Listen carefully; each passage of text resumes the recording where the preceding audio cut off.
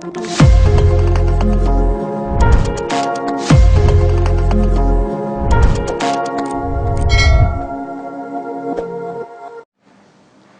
បសួរអ្នកទាំងអស់គ្នាខ្ញុំបាទ Rorfin ហើយនៅក្នុងវីដេអូនេះដែរខ្ញុំនឹងធ្វើការបង្ហាញអ្នកទាំងអស់គ្នាទាក់ទងអំពីរបៀបក្នុងការប្រើប្រាស់ដូចជាការតម្លើងនៅកម្មវិធី RapidTyping អូខេចឹងសម្រាប់អ្នកដែលមិនទាន់បាទ Subscribe នៅ Channel របស់ខ្ញុំទេអ្នកដែលតែមកថ្មីអ្នកទាំងអស់គ្នាជួយ Subscribe នៅ Channel របស់ខ្ញុំមុនមកដើម្បីឲ្យ Channel របស់ខ្ញុំកាន់តែឡើងរ៉េងខ្លាំងឡើងអញ្ចឹងណាបាទដើម្បីហើយមួយទៀតនៅពេលដែលខ្ញុំធ្វើការផុសនៅវីដេអូអ្នកនរគ្នានឹងបានឃើញនៅវីដេអូទាក់ទងជាមួយនឹងការបែបថ្មីរបស់ខ្ញុំដូចគ្នាដែរបើមិនបើអ្នកនរគ្នាគិតថាវីដេអូមួយនេះមានប្រយោជន៍អ្នកនរគ្នាធ្វើជួយ share បន្តិចទៅដើម្បីឲ្យមិត្តភក្តិរបស់យើងគាត់បានដឹងពីចំណេះដឹងមួយនឹងដែរអូខេអញ្ចឹងសម្រាប់ការប្រើប្រាស់នៅ RapidTyping មួយនេះគឺជាការដែលយើងសម្រាប់ទុកបរិញ្ញាកូនក្មេងតូចៗអញ្ចឹងណាដើម្បីឲ្យគាត់អនុវត្តនៅការរៀននៅ basic computer ក៏ដូចជាមូលដ្ឋានគឺកុំព្យូទ័រនៅណាចឹងជាដំបូងខ្ញុំ recommend ឲ្យគាត់ប្រើប្រាស់នៅ typing Mario សិនទៅ Mario typing ហ្នឹងហើយបន្តមកទៀតយើង stop level ហ្នឹងហើយចាញ់យើងចូលទៅកាន់ typing ទាក់ទងជាមួយនឹង RapidTyping ណាបាទទីយើងមាន game ទៀតដូចជា typing course អីជាដើមទៅណាហ្នឹងហើយដើម្បីឲ្យកូនក្មេងក៏ដូចជាអ្នកសម្រាប់ដែលទៅតែរៀនមកដំបូងហ្នឹងគាត់មានគេថាអារម្មណ៍ឬក៏អនុវត្តបានខ្លាំងលឿនទាក់ទងជាមួយនឹង typing ហ្នឹងណាយើងវាទៅន័យទៅដៃរបស់យើងគឺវាមកខាត់លឿនថែមទៀតណាអូខេកុំខាត់ពេលដំបូងអ្នកនរគ្នាចូលទៅកាន់ Google មកហើយវាពាក្យថា RapidTyping ណាអ្នកនរគ្នាបាទបន្តមកទៀតអ្នកនរគ្នាមើលត្រង់កន្លែងនេះ RapidTyping.com ហើយយើង download ឡើងហ្នឹងអ្នកនរគ្នាចុចវាមកវានឹងចេញមកផ្ទាំងមួយនេះអ្នកនរគ្នាឃើញ RapidTyping.com download ដល់នេះបន្តមកទៀតអ្នកនរគ្នាមើលត្រង់កន្លែង version នេះដែរនេះគឺជា version 5.3 ហើយ update ដល់ version 5.3 វាមាន64 bit និង32 bit វាមានជា setup មួយគឺ portable ហ្នឹងមានថាយើងតម្លើងតាមរយៈស្លាស់តាមអីចឹងធ្វើការ boot តាមអីចឹងទៅប៉ុន្តែសម្រាប់ setup ជារបស់ click លើកុំព្យូទ័រខ្ញុំតតែម្ដងអញ្ចឹងបើសិនជាកុំព្យូទ័រអ្នកនរគ្នា64 bit អ្នកនរគ្នាជ្រើស64 bit មកពីព្រោះថាកម្មវិធីខ្លះវាទៅតាម Windows របស់យើងដែរអញ្ចឹងឧទាហរណ៍ថានេះកុំព្យូទ័ររបស់អ្នកនរគ្នាអ្នកមើលឡើងមកកុំព្យូទ័រនេះមកយកពាក្យថា property មកអ្នកនរគ្នានឹងមើលឃើញថាកុំព្យូទ័រយើងបាន bit អញ្ចឹង version របស់យើងគឺ64 bit ទៅនេះអញ្ចឹង64 bit វា support ជាមួយនឹងកម្មវិធីថ្មីធំអីចឹងណាសម្រាប់ 32 bit វាសម្រាប់កម្មវិធីដែលមានតូចអញ្ចឹងណាវាអាចដាក់បានមានកំណត់របស់វាដែរអញ្ចឹងពេលយើងតម្លើងទៅវានៅក្នុងត្រៃនេះឥឡូវខ្ញុំបើកតោះឲ្យអ្នកនរគ្នាមើលមួយមក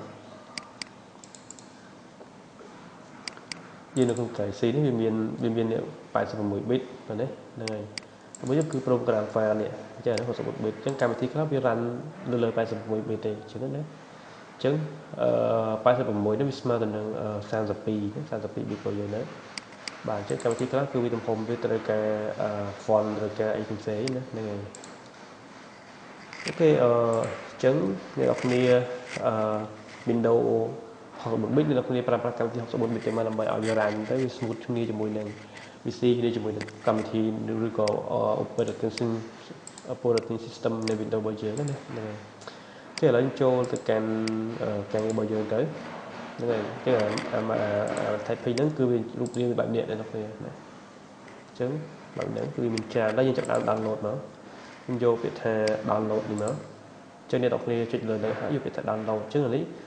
មិនសុកចេញមកអញ្ចឹងទេបើមិនជាយើងអត់មានកម្មវិធី internet download manager ទេវាអត់បង្ហាញទៅទេវាឲ្យយើងមកបង្ហាញមក download ចូលក្នុងត្រង់កន្លែង Chrome នេះក៏ដែរនេះអញ្ចឹងណាតែដោយសារតែយើងបានតម្លើងកម្មវិធី download manager វាចេញមកអញ្ចឹងឥឡូវចុចពាក្យ start download នេះមកអូខេអញ្ចឹងវាមានទំហំ 15 MB អូខេ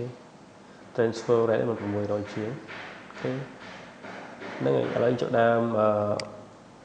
open folder នេះមកបង្ហាញថានេះកម្មវិធីហ្នឹងវារូបរាងបែបនេះហ្នឹងហើយឥឡូវយើងចុចដើមដំបូង click លើវាមកយកពាក្យថា yes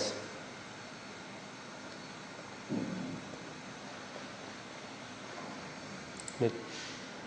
agree next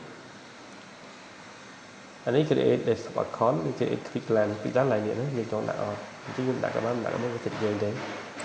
đặt cái default cho mở này đây là cái run typing nó các bạn rất là chăm tập bạn là cầm thì các bạn là dùng 300 triệu euro Việt thế nhưng xong finish mất hay nhưng chắc làm cà phê để quay rapid typing như chưa làm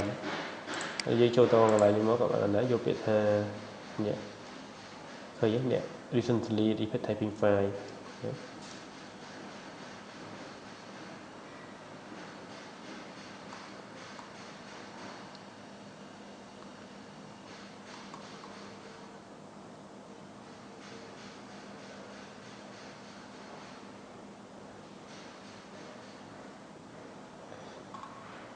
thì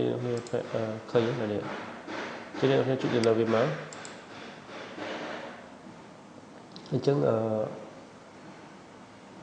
chậm tiếp bên con là cái này hay và tao mà thích là không nên rơi config là vì giá thì cho nó apple cái lại nữa nè chơi bên chỉ bị xé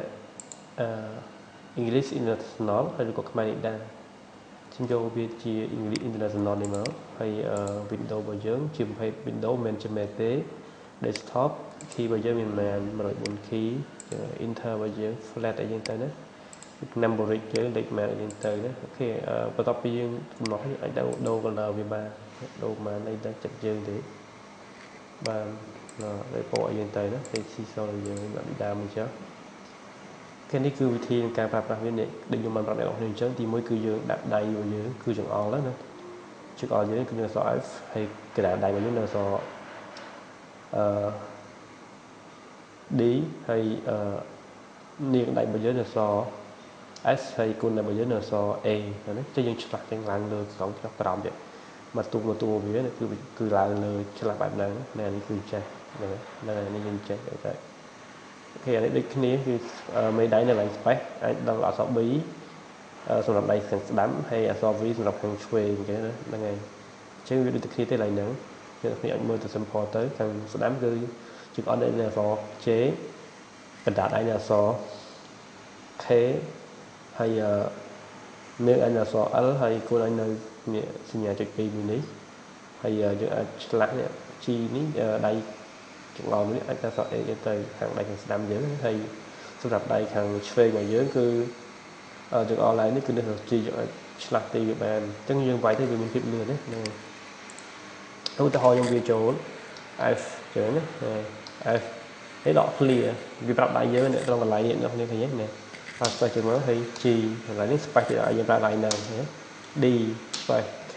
phải F phải chi ở dưới cái này như vậy có bên trên hòm rồi nhé thế khó thì đấy